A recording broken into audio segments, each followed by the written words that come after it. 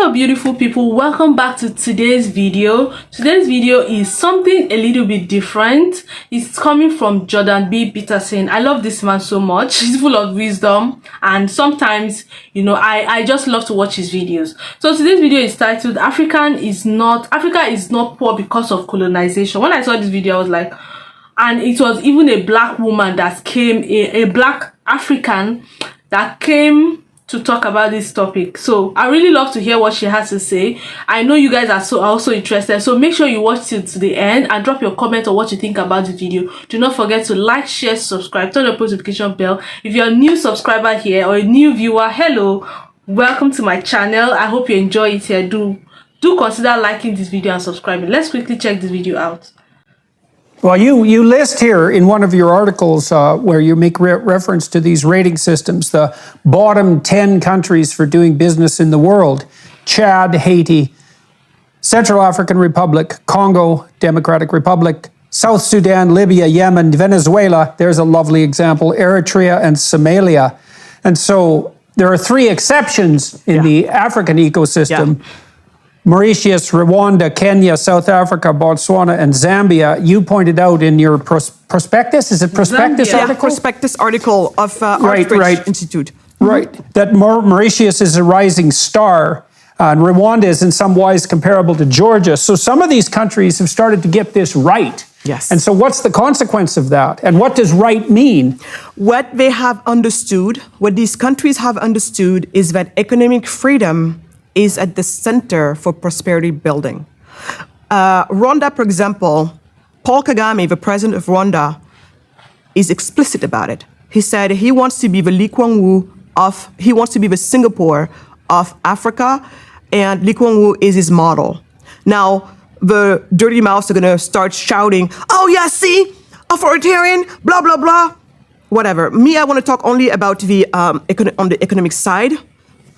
If you take Lee Kuan Yew and Singapore as your example, then it means that, like him, you're going to have to be serious about economic freedom.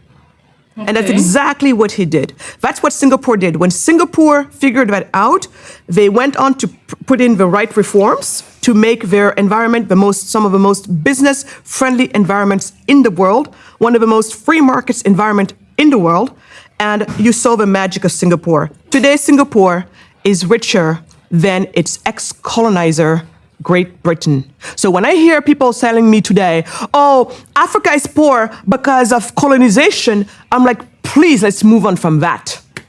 Does it have maybe a tiny percentage in where we are today? Maybe, and I don't know.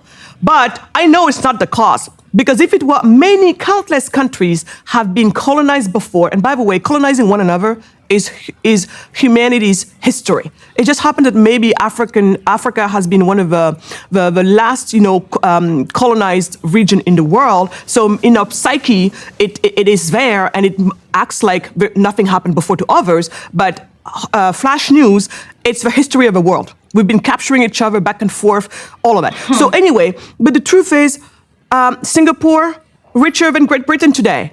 And then Hong Kong happened. And then because Hong Kong happened, China even today happened. Because China's like, wait a minute, what went on over there? And then China went on to do the exact same thing with its SEZs, the special economic zones, some of the most free market zones in the world. And then look at it happen in communist China, who, when it comes to economics, decided that we're going to do the free market, we're going to be capitalist, because that's the only way. We tried everything else.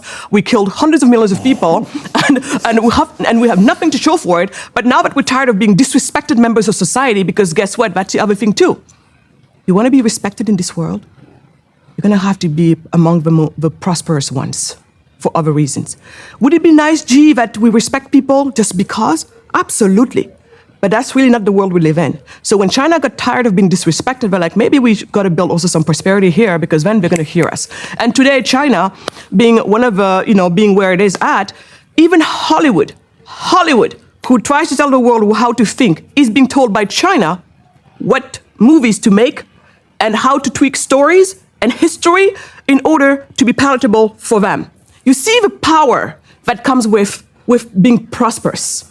The Consumer Price Index has reached yet another What would you recommend concretely to countries like Senegal to get the hell out of the way, let's say, of the people who would, like you, would do everything they could to try to make it better? I mean, one of the things that happened with India is India established the Indian Institute of Technology, which is a deadly engineering school, and a huge number of its graduates went to Silicon Valley.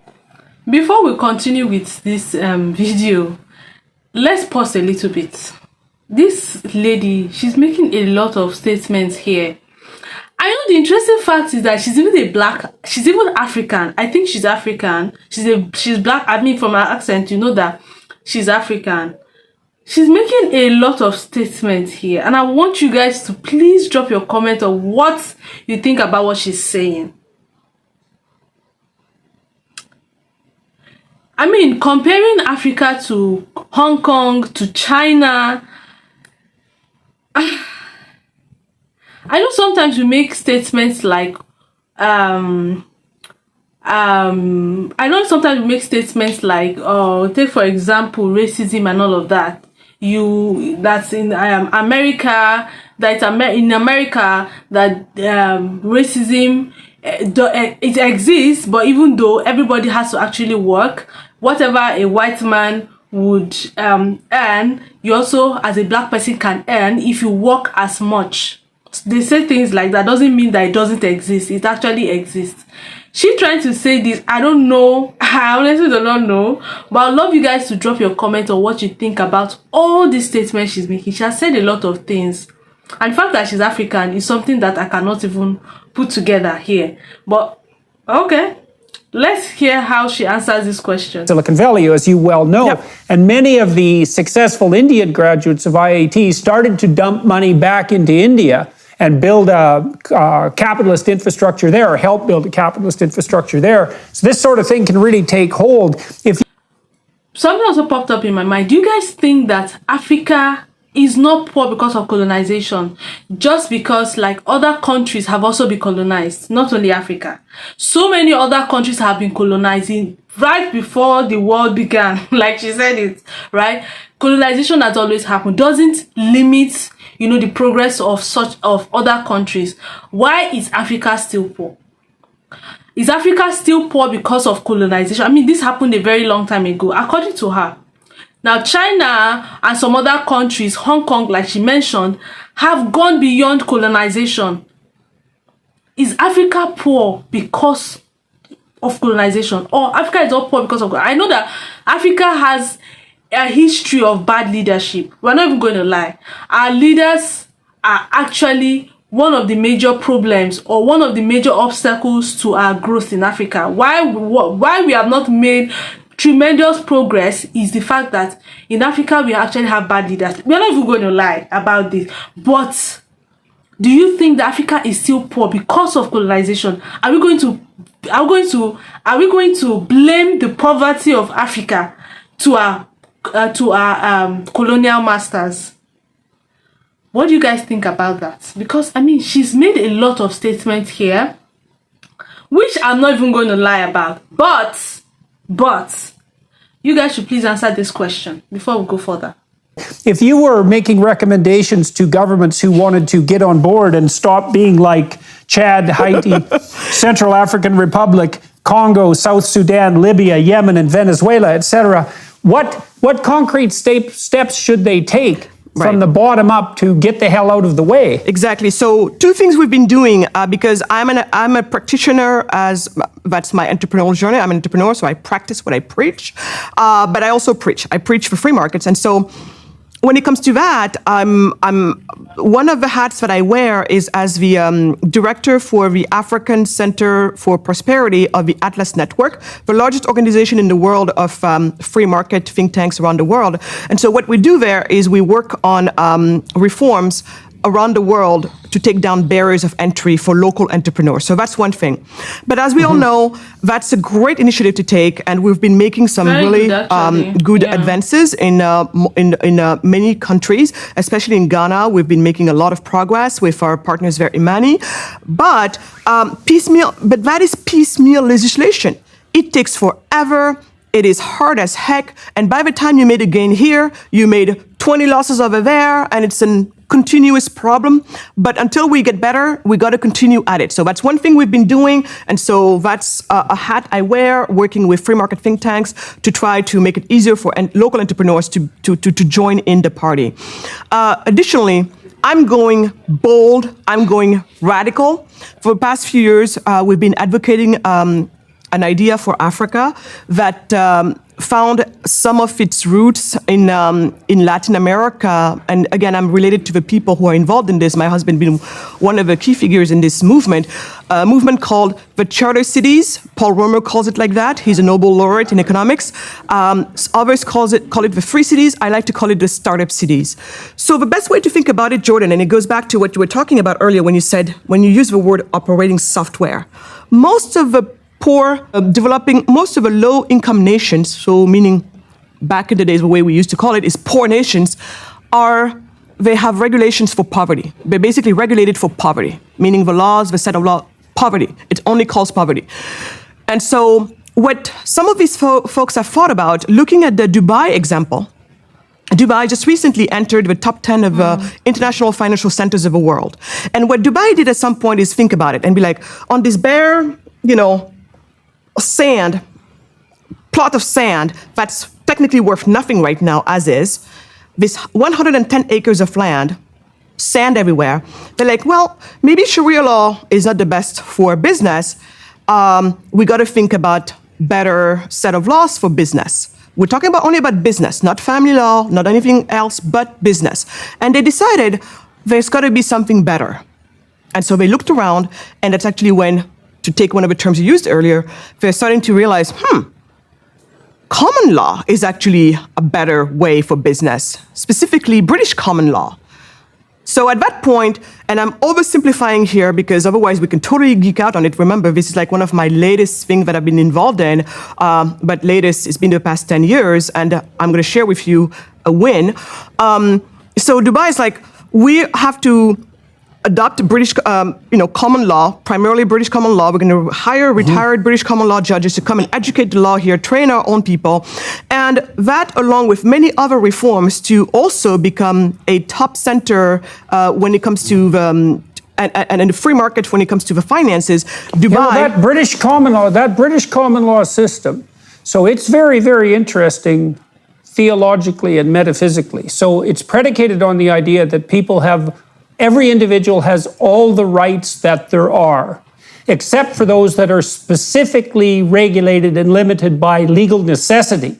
And then generally that realm of necessity has emerged only as a consequence of disputes between people. So you're free to do whatever you want unless you have a dispute with someone else. Then the dispute is adjudicated according essentially to constitutional and theological principles, and then a precedent is established. And then the whole body of law built up that body of precedents. Yes. Yeah, and it's bottom up, not top down. It's totally and that. English common law is a gift from God, man. No, it's something else. Absolutely. And that's the key word there when you said bottom up. So English common law is so much better for bottom up approaches. And we all know that markets work better in a bottom up approach. And also, when they have to educate the law and resolve a dispute, they're going to be much more respectful to the contract that was passed between the two parties than, say, civil law would be. Right? And so anyway, so from this standpoint here, you have Dubai who's now trying to put all of this together, and eventually they put a set of laws together that would now be conducive to being a top international financial center in the world. And voila, in less than a generation, in less than 25 years, Dubai completely unrecognizable.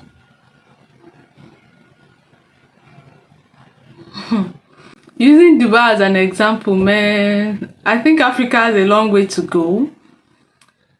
I love that comparison. I'm not even going to lie. I love the comparison using Dubai as an example.